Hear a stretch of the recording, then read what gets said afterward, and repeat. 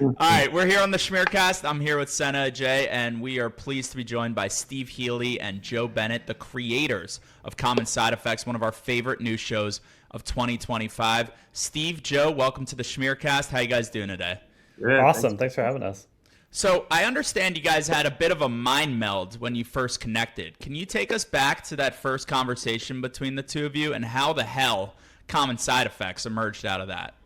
Yeah, I'll take you there. Please. We met in person at a bar called Mess Hall here in Los Angeles, and I had seen Joe's work as an animator, and he had read some stuff I'd written, and we got to talking. I had gone on a long journey through Central and South America, and Joe was like, "Okay, I want to talk to you about a few things about that," and pretty quickly we were talking about the same kinds of movies that we like. 90s, The Fugitive came up, adaptation, Coen Brothers stuff.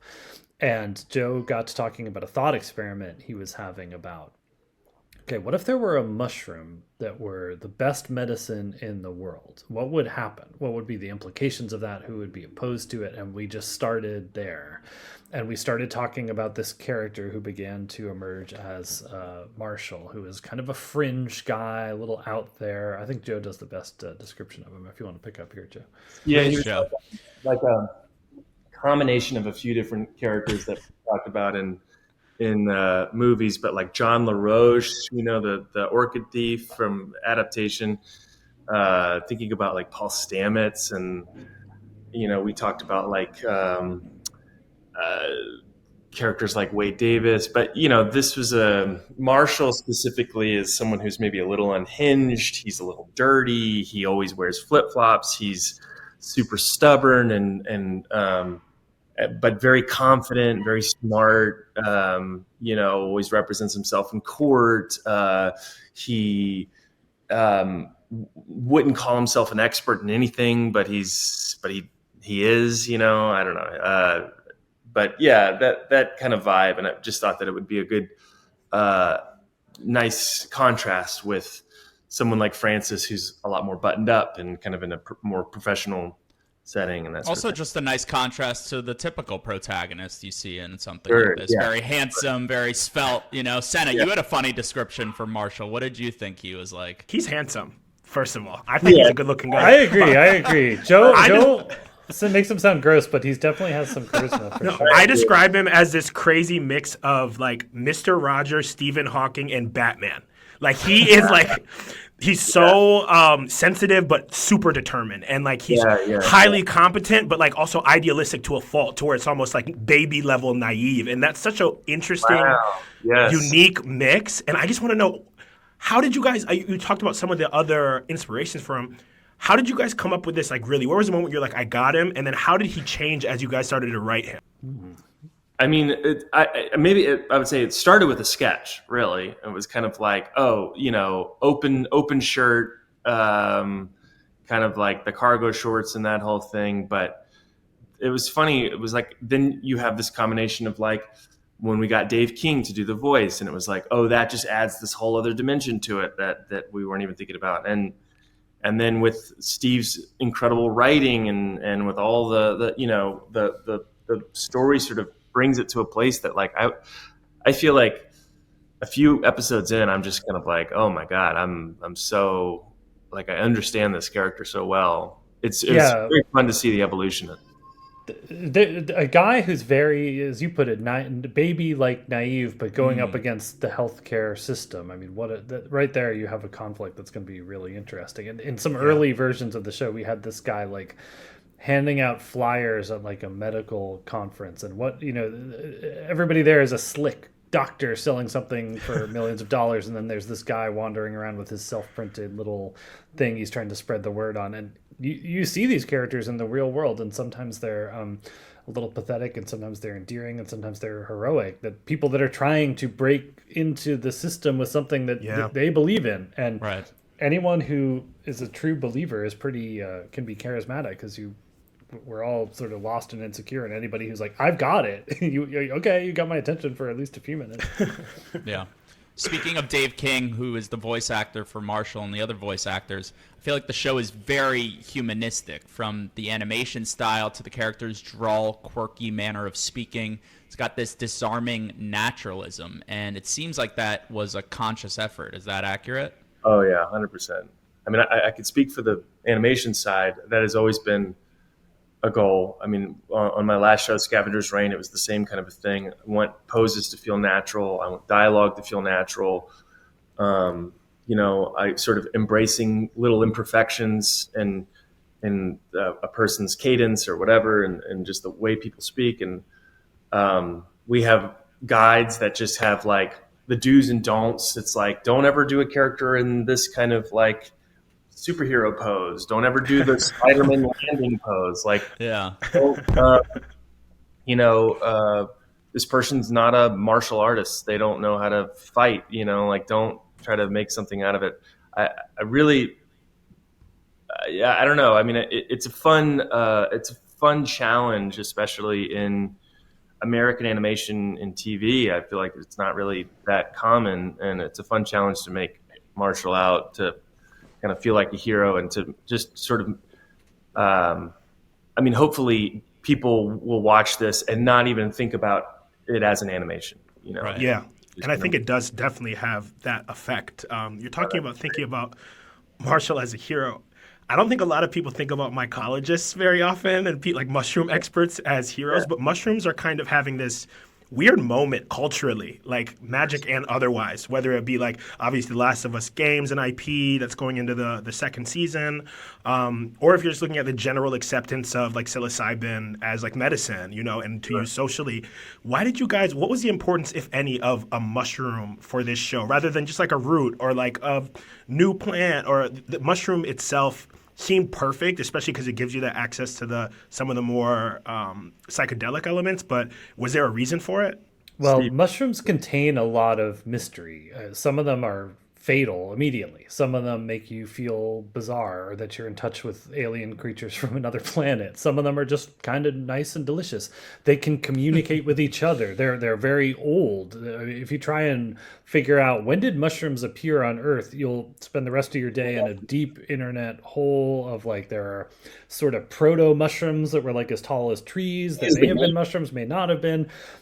Mushrooms are the greatest threat to a mushroom is other mushrooms. Fungi in your wall is very bad, but a beautiful fungi out in the forest can be a delicious dinner. Mushrooms appear in a lot of folklore and religious kind of stuff. There are sort of fringe theories of people who believe that mushroom experiences lie at the origin of religions. I think that you have to be careful about some of that stuff, but it's certainly interesting, and I love reading about it. So when the mushroom, on the topic, is consumed by an animal or a character in need, each trip is different in thrilling, mysterious, beautiful ways that must have been so fun to both write and visualize. How did you go about approaching the staging of these psychedelic experiences when the characters consume the mushroom? I mean, I think it was a combination of a few things. We definitely we're building out these kind of visual motifs from just different experiences that we've had. And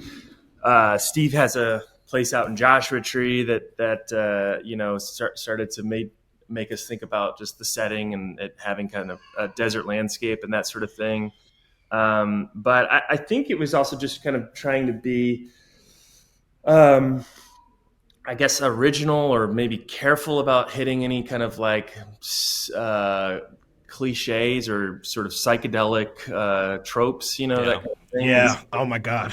Just trying to do something that feels like it doesn't have tie-dye and kind of wiggly lines, I cannot say thank you enough. I literally said that when we were talking about the show before we had you guys on. I'm like, dude, I'm so glad they didn't just put a kaleidoscope filter on this thing. Like, I'm so sick of seeing that. Like, thank you both. That's great to hear. Yeah, so I was saying, I'm not sure how aware you all are of some of the conversation around this thing, but it feels kind of like an insider show. Like, if you know, like everyone that loves what you all are doing already and has found their way to it, they're all bragging about how we are on the inside of this. And it's kind of like, there are friends that I know that have talked about it as it's your favorite showrunner's favorite show.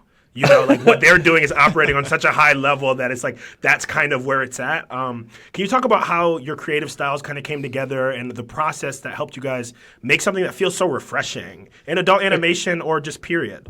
Yeah. First of all, on top of that, I want to add that, like, Steve, like the shows you worked on, how they come into this. Joe, how Scavenger's Reign finds its way in. You know, it's so unique, and we're really sparking to that, I'd say. Well, first of all, I want to say that we're very happy for the insiders, and we're glad of that. We would prefer that, like, you couldn't walk through Times Square without. Yeah, get it to the outside. But you know, we'll take what we're Start going to. with the insiders. Yeah. Well, I mean, I do think that what we're trying to do was something that is unique. I mean, a goal was to make something you've never seen before. That's not in any genre. You can't just be like, this is just like something else. It's something that's new, and things that are new take time to reach people, and they usually reach people who are a little tuned in sooner than they reach, if they ever reach, the great masses of American people. Fingers crossed. And so that's cool, and a sign that I think we nailed what we were trying to do. Everything that I've worked on, the stuff that's really funny. But, you know, take The Office, for instance. The Office also had this humanity to it. You know, you really cared about Jim and Pam, and you even cared about Steve Carell's character, Michael Scott. Like, he would just seem like a real person with real emotions, and we wanted to go more for something like that than something like 30 Rock was really funny, but those tended to be characters that were a little bit cartoonish and zany. I think the show had awesome moments where you really felt for Liz Lemon or Alec Baldwin's character or whoever, but Jack Donaghy. But trying to get some of that humanity in there was a goal, and that doesn't always come through in animated shows. Sometimes they go for literally the word you might use as cartoony, but we're going for something that wanted to feel alive. Right. I do feel like in a lot of ways for myself, like this was a nice blend. Steve and I had almost kind of felt like we were sort of meeting in the middle in a lot of ways, and just like this tone was something that we both wanted to do and it felt like it really hadn't been explored in a lot of ways in animation. And, you know, we talked about the Coen Brothers a lot and that sort of thing. And coming off of Scavenger's Reign, which is a lot more kind of like serious and sincere and stuff, it was like, I think it's a fun balance to sort of toe that line between comedy and drama and horror and that sort of thing. And so we just were talking a lot about that sort of thing. And I never want to make like a niche show or movie. I want something to feel big and blockbuster. Yeah, we get that. I love that animation allows that. I remember I just said on the podcast before you guys came on that if this was a movie or a show, it'd be a $200 million production. Easily. You know, with the action set pieces, with the psychedelia. Like, we're in Peru. So I love what animation allows, and it sounds simple, but it's true. You know, somebody did ask us in an interview. They're like, "Why didn't you make this a live action show?" And we're like, "Are you kidding? Like, how? Just one sequence would be so much." So much. Also, I mean, a thing that I keep saying is like I'm like just the idea that this stuff was like hand drawn. I have artists that are making this and like doing this with their like. Pouring so much of their like kind of sweat and blood into this thing, you know, especially nowadays with just so much AI and everything. It's like, it's just nice. It's refreshing to see like this scene was like thought about in so many levels, you know, by people, by humans. And we really want to kind of keep that sort of humanity and humanness part of the show. Totally. And that's our view of life too, is like, you know, okay, something exciting and thrilling is happening, but you have to stop and interact with the guy at the gas station, and the timing becomes all weird. You know, you're in a big hurry and he's not, and so, those kind of jarring. Right. That's very Coen Brothers. Yeah, well, those moments, that's what life feels like to us. The comedy doesn't occur in you know, 3-beat jokes. It happens in the weird moment. What? Why did that guy say that? Okay, I have to keep going because of, that was what we're trying to capture. Yeah. Following up on that, I love what you just said, Joe, about animation and how that care of things being hand drawn. It makes it resonate. I think that is felt. That care and attention to detail is felt. But adult animation writ large seems like it's having sort of a kind of a resurgence. Like whether it's shows like Castlevania or Arcane, like people are excited to watch these shows. Adults are, and I feel like are getting more and more stoked on them. With all of these gaining passionate followings, though, across the entertainment and animation industries, a lot of people are saying that circumstances for workers haven't been like more dire in terms of availability of employment or persistence of employment. And for you two who are veterans in your fields at this point, where do you kind of see some of these things headed? Like, do you have any sort of insight to share? I mean, we definitely are feeling it. We get it. It's like a lot of people I know are out of work, but I mean, my hope is just that this resurgence is enough that we get enough viewers and it's a I don't know, we create a boom or something. I don't know. Like I want to. I think ultimately it's just coming down to we're going to have all these. There's more and more like streaming services and it feels more and more kind of competitive. But if we make something that can help sort of open the doors to, a kind of genre or a kind of adult animation that is popular. I don't know if that's the goal. I feel like 10, 15 years ago, that kind of a thing was just like unheard of. And now you're like, oh, you have Blue Eye Samurai, you've got Arcane, you've got Scavengers, all these things that like, it's wild to see, but it's exciting. I feel like we're riding this wave. And honestly, I'm like, theatrical. Let's go to the theaters. This is, I think it's going to Why not? Yeah. I'm loving that. Yeah, just like I want to be a part of like movie making where we're doing stuff like Akira and Perfect Blue. You're speaking this guy's language right now.